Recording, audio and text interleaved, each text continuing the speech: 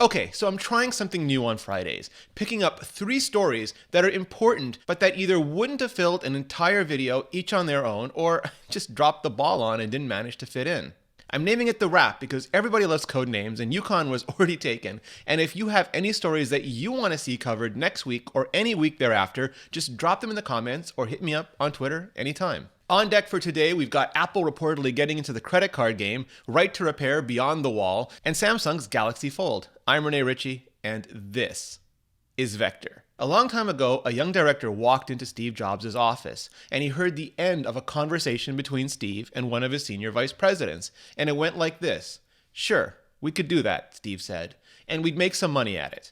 But is it really the kind of business Apple wants to be in?" That story has really stuck with me over the years, and I think about it anytime anyone reports Apple is considering getting into one new business or another, but few more acutely than this. Apple and Goldman Sachs want to be your next credit card. That's according to the Wall Street Journal's Trip Mickle, Liz Hoffman, and Pete Rudiger. Apple Incorporated and Goldman Sachs plan to start issuing this spring a joint credit card paired with new iPhone features that will help users manage their money. The card will be rolled out to employees for testing in the next few weeks and officially launched later this year. The companies hope to lure cardholders by offering them extra features on Apple's Wallet app, which will let them set spending goals, track their rewards, and manage their balances. More specifically, engineers are working on new features for the Apple Wallet app that would encourage users to pay down their credit card debt and manage their balances. Executives have discussed borrowing visual cues from Apple's fitness tracking app, where rings close as users hit daily exercise targets, and sending users notifications about their spending habits. There also could be notifications based on analysis of cardholders' spending patterns,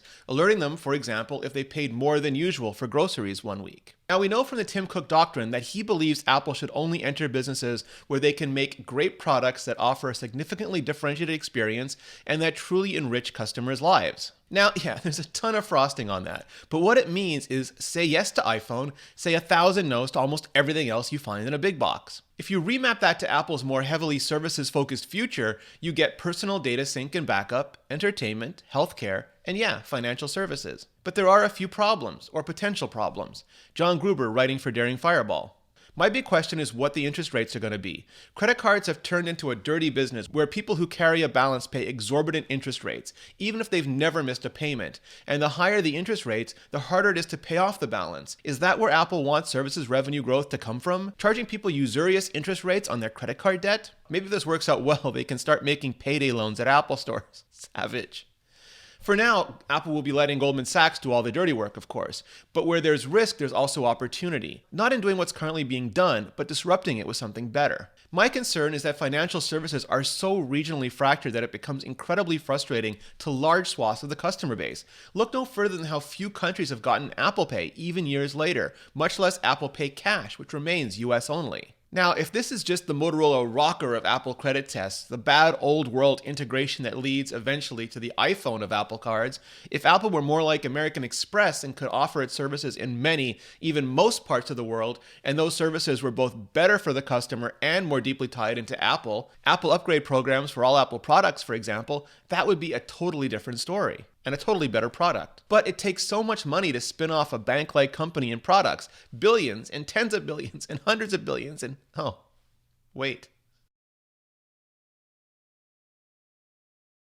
Right to Repair keeps popping up on Reddit, and every time it does, I hear about it, right?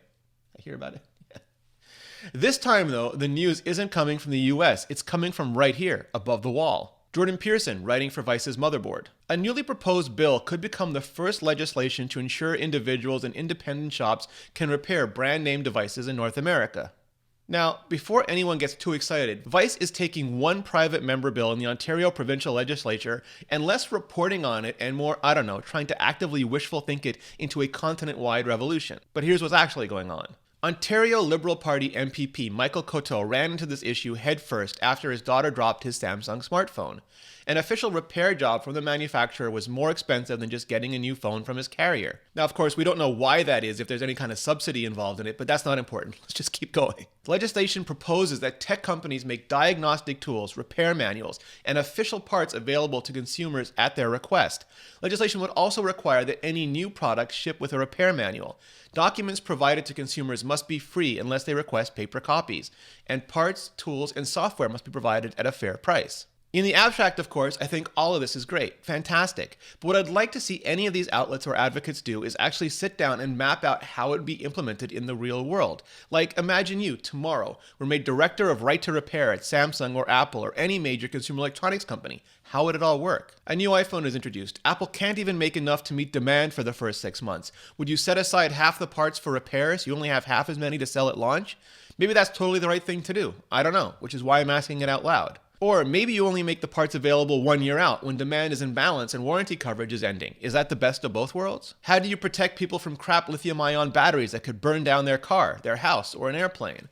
Politicians, publications, and pundits love to throw around words like cheap repair, but the cost of that can be astronomical in terms of human and property damage.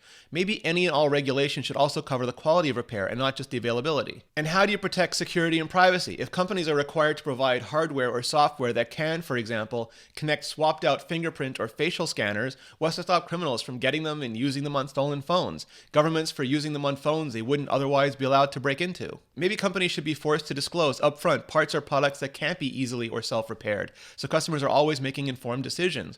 Or maybe companies that can't or don't want to supply some or all of the parts should then be required to provide accessible repairs at cost. Or maybe customers should vote with our wallets and buy from the companies that best suit not just our tastes but our philosophies. I think that last part is incredibly important, especially when it comes to things like the environmental impact of all the stuff being thrown away all of this time. Again, I don't have all the answers here, which is why I'm going to keep asking the questions. Samsung did it. Those crazy. At their Unpacked event this week, they showed off the Galaxy Fold, their first foldable phone. Now, I'm super interested in foldables. I did a whole video on them a couple weeks ago. I'll include a link in the description below. And Samsung's, well, it's all shades of interesting. It's not available yet, and as far as I can tell, no one got to spend much of any time with it yet. It'll go on sale starting April 26th and cost, yeah, clench hard, $1,980 for the base model. That's for a 21:9, 4.6-inch HD Plus Super AMOLED cover panel and a 4.2:3, 7.3-inch QXGA Plus dynamic AMOLED screen on the outside, and count them, 6 cameras. It looks pretty much like a normal, if real thick phone when folded up, and a small tablet when opened wide. Well, a small tablet with a pretty big notch on the right, like Pirate Eye patch big, from the company that seems to hate notches and love headphone jacks. But whoops, no headphone jack here. The future really does come at a price, doesn't it? But here's the thing, I kinda like it. Now, I'm not the biggest fan of Samsung for a variety of reasons I can get to in a separate video if you ever all want to hear them. But the part of Samsung I like best is that tipsy rich uncle at the party Samsung, the one that has money, manufacturing power, and gives zero about beta testing and experimenting with like this in the public for any early adopters with the will and wherewithal to want them and to buy them.